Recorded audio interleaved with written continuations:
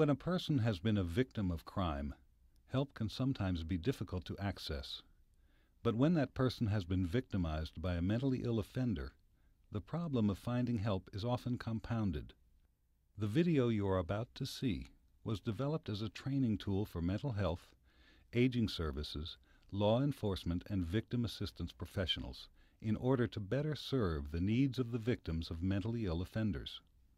We hope that the families of the mentally ill, who are most often vulnerable to victimization by mentally ill loved ones in their care, will also find the video a tool for gaining a greater understanding of the workings of the victim assistance and criminal justice systems. He told the police he's going to kill his parents if they don't come over here. Now, just when I got to the corner, he attacked me.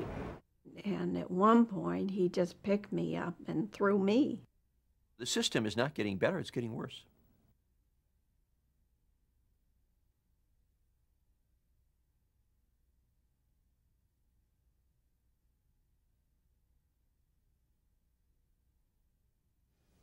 David came home to live with us in the fall of '84 because we were all worried about him.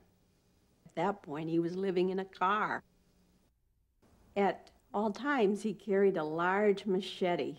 Sometimes he used it to chop down things in our yard, chop down things that we didn't want chopped down very often. Once I came down to breakfast in the morning. It had been very difficult night because David had been wandering all over the house, mind you, carrying this machete. We were beginning to feel like we were prisoners in our own home. Sir, you're Leroy Moser? Yes. And ma'am, you're Jane Moser? And then finally, he threatened my husband, said he would castrate him. Are you requesting a continuation of this restraining order here? Yes, we are. We'll prepare a new order, and I'll sign a new order extending it for a year. Restraining orders aren't worth much, but still, it's a way of involving the police so that they know that you're frightened. Although the Mosers took out a restraining order, they made many attempts to get David help, but he rejected their efforts and lost touch with the family for several years.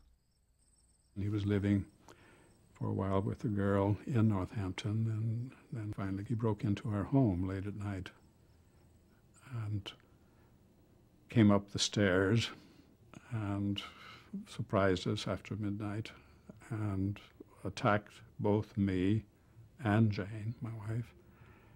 And that was a very, very difficult experience because he is a very strong person physically. Well, of course, the police came, and it was out of our hands from that point on. It was the DA that took over from that point. Leroy Moser and Jane Moser. And the defendant is David L. Moser, and he's your son? He would not plead not guilty because of mental illness because, of course, he doesn't think he's mentally ill. He was sent immediately by the judge to Bridgewater State Hospital, which is part of the prison system, but it's the psychiatric facility for evaluation. And the staff there, doctors there, found him very ill, very psychotic. In spite of displaying classic symptoms of manic depression and paranoid delusions, David continued to deny his illness and refused to take any medication. As doctor said to us, there's nothing that's going to get through this wall, this high wall of delusion and of psychosis, except the medication. And yet here you are in the position of trying to persuade the person to take the medication. So it's a catch-22 situation. A large number of people with severe mental illnesses won't take medication on their own because they don't have any awareness of their illness. They don't have any, what we call, insight. They have damage to parts of the frontal lobe that impairs their ability to realize that they're sick. And if they don't think they're sick, why should they take medication? And some of them are involved. In a New York City support group for family caregivers and their mentally ill loved ones, group members can talk freely about their needs. We still experience lots of stigma around mental illness, and especially mentally ill who are out of control, who are being incarcerated or who gets off medication very easily and decompensate. So it's very important to feel that you can talk to someone and be understood. I like the group. I meet other people who have my same problems. They've been incarcerated. They have drug problems. I see other people are going through the same thing I'm going through. You are not the only one. It's not just happening with your loved one, but others are suffering the same way. When mentally ill adult children act out under the influence, family caregivers often fear confronting their behavior. I knew for a while he was using marijuana and alcohol. But this particular night, about 3 years ago, his mother spoke to him about something and he disrespected her. So I started to speak to him about that you come home in this condition and then you disrespect your mother, I'm going to have to ask you to leave the home if this continues. And suddenly he attacked me with a knife and stabbed me. And he, similar to her son, he called the police on himself. He came by my house for money, and I told him I didn't have any.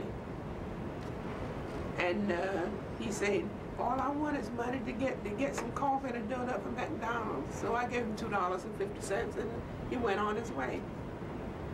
Then he came back for $7.50. I told him I didn't have it. So he set me on my stoop, and I said, well, you might as well go on because I'm getting ready to go out. And that was the last thing I should have said because he waited for me on the corner. And just when I got to the corner, he attacked me. And then he must have given me one blow and knocked me out because the first thing I remember was waking up in the gutter. The major predictors of violence in anyone in the general population is one, past history of violence, and secondly, alcohol and/or drug abuse. We know these are well-documented predictors of violence. What we're contending is that a third major predictor of violence as well is severely mentally ill and not taking the medication that's necessary to control the symptoms. So if you have someone who has all three of those, severely mentally ill without taking medication, past history of violence, and also abusing drugs or alcohol, you've got a major potential problem on your hand, and the chances of a person like that committing a further act of violence becomes very high.